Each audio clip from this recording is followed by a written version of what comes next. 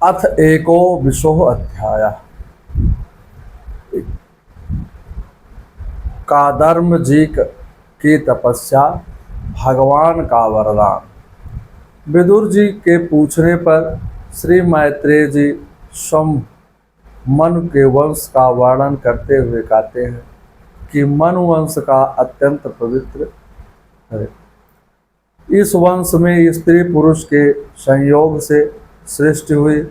वंश वही पवित्र होता है जिसमें ज्ञानी भक्त वैराग्यवान पुरुष पैदा होते हैं।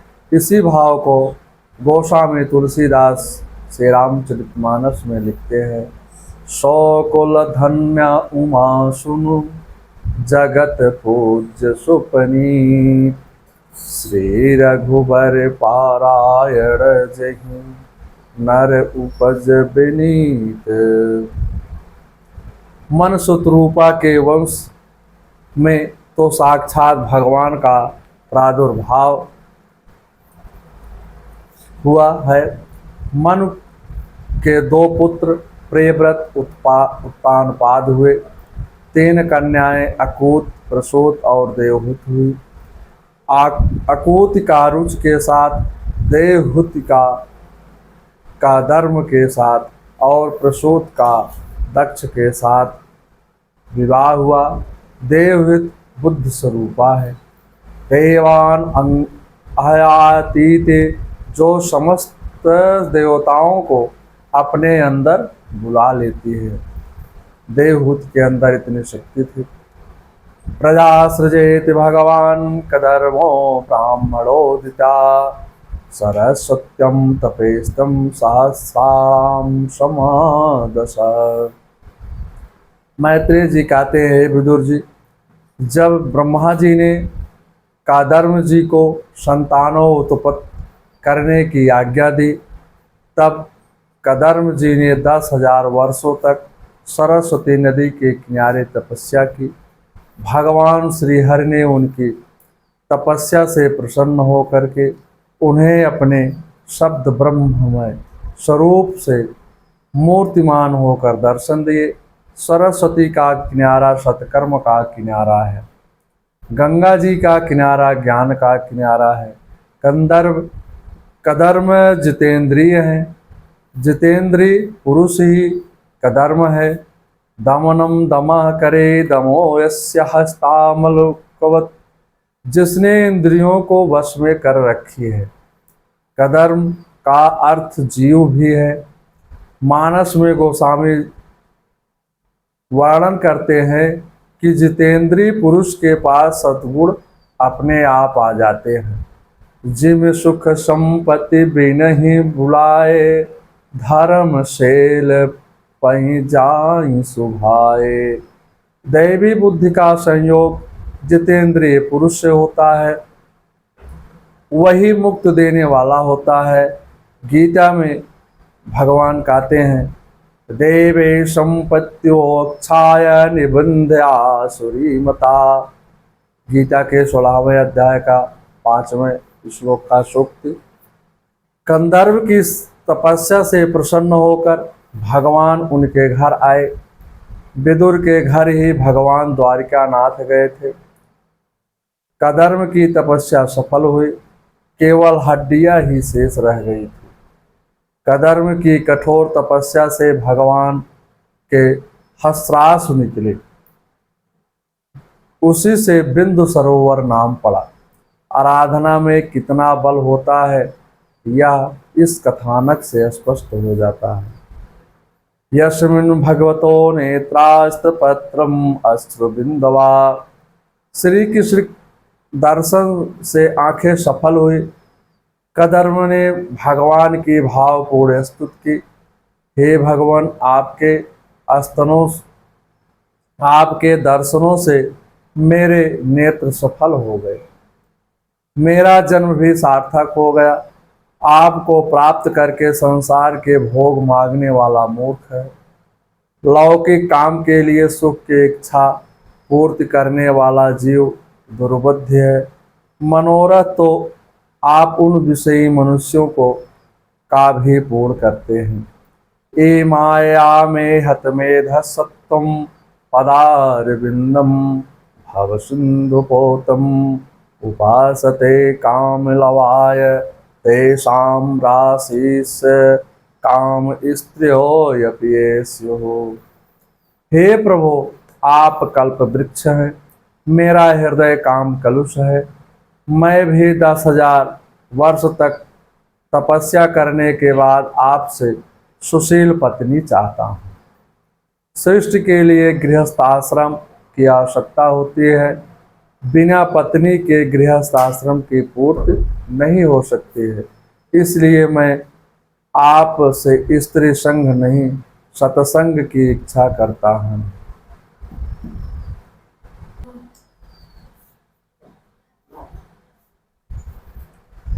तथा सच्यां परिवोधुगामं समानशीलं गृहमेधधुमम् उपेयत्वं शनमूलशेषमूलं दुराशयं कामधुकांगधृपस्य। मैं गृहस्थ धर्म में सहायता करने वाली शीलवती कन्या से विवाह करने के लिए आपकी शरण में आया हूँ, जो कन्या प्रभु के मार्ग पर ले जाए और पाप कर्म से रोके। मेरा विवाह संसार में डूबने को नहीं, तैरने को है। शास्त्र में स्त्री की काम पत्नी नहीं, धर्म पत्नी कहा है।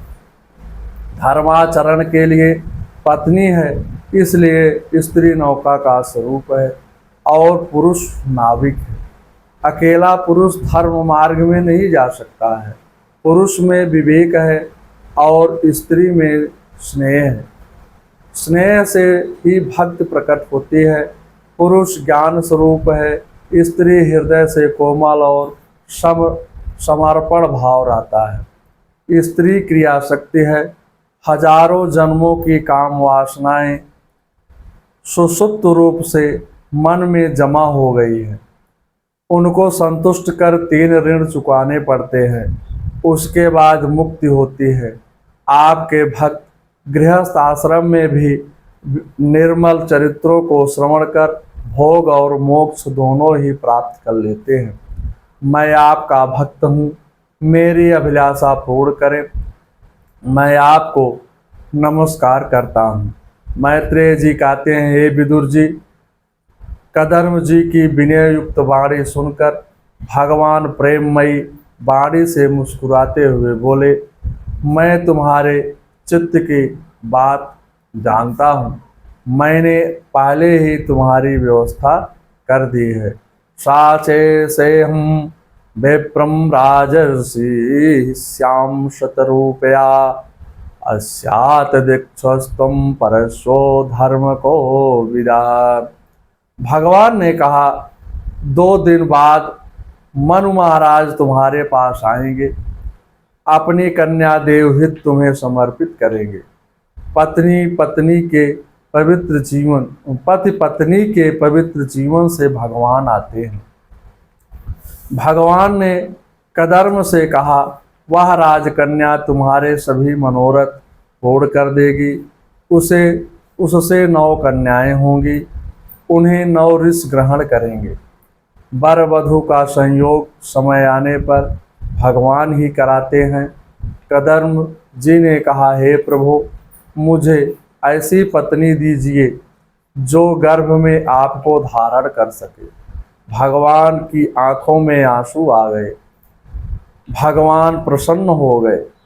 सायहम स्वाकलयम तादेरम महामुने तव क्षेत्रे देवत्यम प्रणेश्यम तत्व संहिताम। भगवान ने कहा, मैं तुम्हारे यहाँ पुत्र रूप में आऊँगा, जगत को सांख्य शास्त्र का उपदेश करूँगा। ऐसा कहकर भगवान चले गए। कदर्म बिंदु सरोवर पर प्रतीक्षा करने लगे। मनु जी रथ पर आरूढ़ होकर अपनी भार्या के साथ वहां पहुँचे।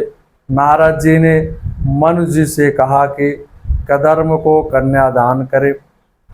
मनु शतरूपा देवहित के साथ कदर्म ऋषि के आश्रम में आए और आश्रम की शोभा को देख करके बड़े प्रसन्न हो गए। मन शतरूपा ने कदरमून को शांत भाव से बैठे देख बहुत विनम्र तथा श्रद्धावनत भाव से प्रणाम किया। राजा भगवान का ही अंश होता है, ऐसा सोचकर कदरमुन ने सभी का आदर किया। राजा भगवान के स्वरूप होता है और प्रजा जो है राजा को सभी प्रजाएं पुत्र के समान होती हैं, इसलिए राजा का अपमान ईश्वर का अपमान कहलाता है और प्रजा का अनादर पुत्र का अनादर कहलाता है।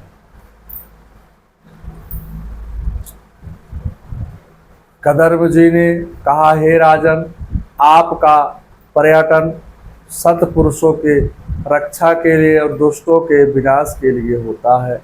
भगवान के पालन करने वाली शक्ति आप में निवास करती है, जिससे धर्म की रक्षा अधर्म की निवृत्ति होती है।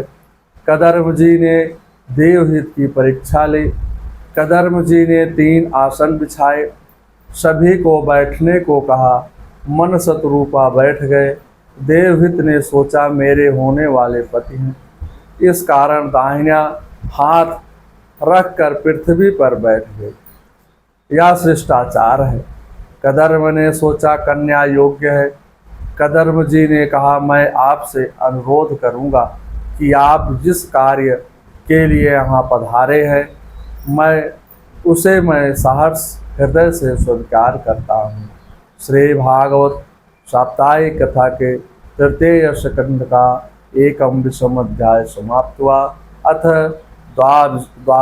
द्वाविशो अध्याय माने 22वां अध्याय। देवहूति का कदर्म के साथ विवाह। मैत्रेय जी कहते हैं, हे विदुर जी, कदर्म जी ने इस प्रकार राजा की आदर पूर्वक प्रशंसा की। तब मन महाराज ने कदर्म से कहा, हे मुनिवर, ब्राह्मणों का शरीर तो वेद तपस्या और विद्या मूर्ति है। महाभाष्य में लिखा है, ब्राह्मणे निष्कर्णो धर्मं खड्गो विदध्यन् योगे श्रेयस्येति। ब्राह्मण को धर्म एवं वेदों की रक्षा के लिए ही ब्रह्मा ने अपने मुख से प्रकट किया है।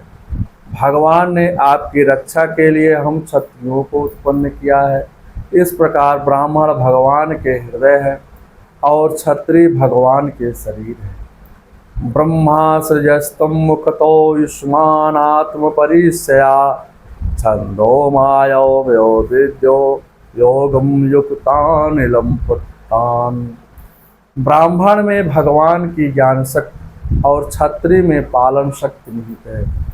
मनु जी ने कहा, आपके दर्शन मात्र से मेरे सभी संदेह दूर हो गए हैं। आपका दर्शन अजितेंद्रिय पुरुष को दुर्लभ है। महाभारत में वर्णित है, नमक्षम ब्रह्मा वर्धते। बिना क्षत्रिय के ब्राह्मण की उन्नति नहीं होती। मनुष्य जीवन में शक्ति एवं बुद्धि दोनों की आवश्यकता होती है। ये दोनों अन्योन्य भाव से एक दूसरे की रक्षा करते हैं। आपकी शिक्षा से मेरा चित्त बहुत आनंदित हो रहा है। आप कृपा कर मेरा एक निवेदन स्वीकार करें। प्रियव्रतो उत्पान पादो से श्वासेयम दुहितम अवच्छिन्नति पतिम युक्तम वया शैलगुणाधरे। यह मेरी कन्या प्रियव्रत उत्पान पाद की वाहन है। अवस्थाशील गुण तथा गृहस्थ कार्य में दक्ष है। जब इसे नारद जी के मुख से आपके शील गुण विद्या रूप का वर्णन सुना है, तब से यह आपको ही पति बनाने का निश्चय कर चुकी है। यह कन्या सब प्रकार से आपके योग्य है। मैंने सुना कि आप भी विवाह करने के इच्छुक हैं। आपको श्रद्धा से अपनी इस कन्या को अर्पित करना चाहता हूँ। स्वतः प्राप्त वस्तु का त्याग तो वैराग्यवान पुरुष के लिए भी उचित नहीं है। कदर्म जी बोले, हे राजन, आपकी पुत्री अत्यंत रूपवती है, इससे अपने अंगों की कांत से आभूषणों को भी तिरस्कृत कर दिया है।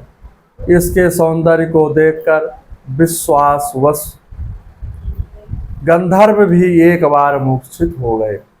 ऐसी अवस्था में कौन ऐसा पुरुष होगा जो इसको स्वीकार नहीं करेगा। अतो भजिस्तम शमयेन साधमी या तेजो वृत्त्यादात्मनो से अतो धर्मान परम संगस्या मोक्षान शुक्ल प्रोक्तान बहुमन्ये अभिश्रयान। कदर्म जी बोले, विवाह करने की तो मेरी इच्छा भी है, किंतु पहले प्रतिज्ञा करनी होगी कि मेरा विवाह भोग विलास के लिए नहीं है, किंतु काम विनाश के लिए होगा।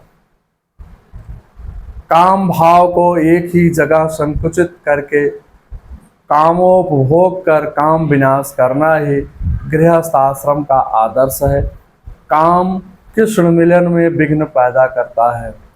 जब तक इसके संतत नहीं होगी तब तक मैं गृहस्थ जीवन का पालन करूंगा। अर्थात एक पुत्र के पैदा होने के बाद लौकिक संबंध त्याग दूंगा।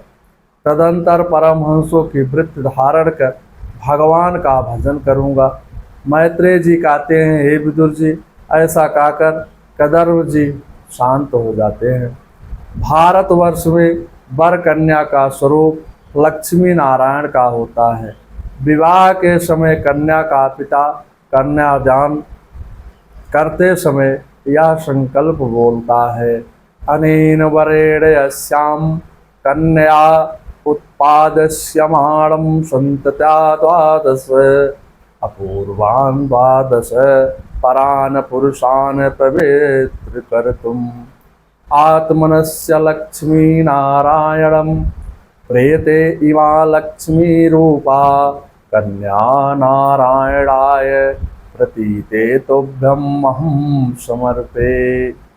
संकल्प में संतति शब्द में संत्या एक वचन का प्रयोग किया गया है। संतत भी में ऐसा नहीं कहा है। इसका तात्पर्य है कि वंश रक्षा के लिए केवल एक पुत्र उत्पन्न करने के लिए अर्पित करता हूँ।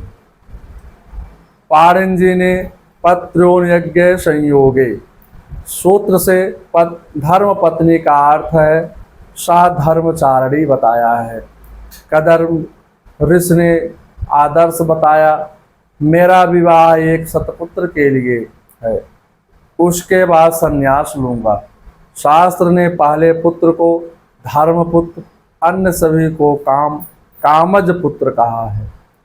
देवहित ने कहा, मुझे भी ऐसा पति चाहिए। इधर देवहित और कदर्म एक दूसरे को देखकर बहुत प्रसन्न हुए, मुग्ध हो गए।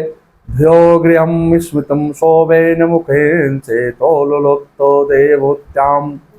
महाराज मन ने शतरूपा एवं पुत्री का निश्चय जानकर अनेक गुणों से संपन्न कदर्म जी को अपनी गुणवती कन्या देवहूत प्रसन्नता पूर्वक रीत से कन्यादान कर लिया। यहाँ मन का अर्थ मनन है और शतरूपा श्रद्धा है। देवी गुण संपन्ना बुद्ध ही देवहूति है। जितेंद्रिय पुरुष की ही कदर्म है। मनु जी ने उपहार में बहुत वस्त्र आभूषण दिए। विदाई के समय मनु जी ने अपने अश्रु बिंदुओं से कन्या के केशों को आप्लावित कर दिया।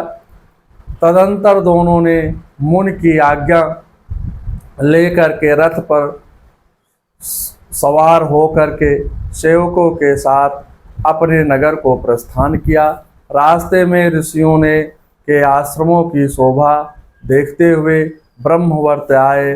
फिर वहाँ से अपनी राजधानी वही मसीपुर में पहुँचे।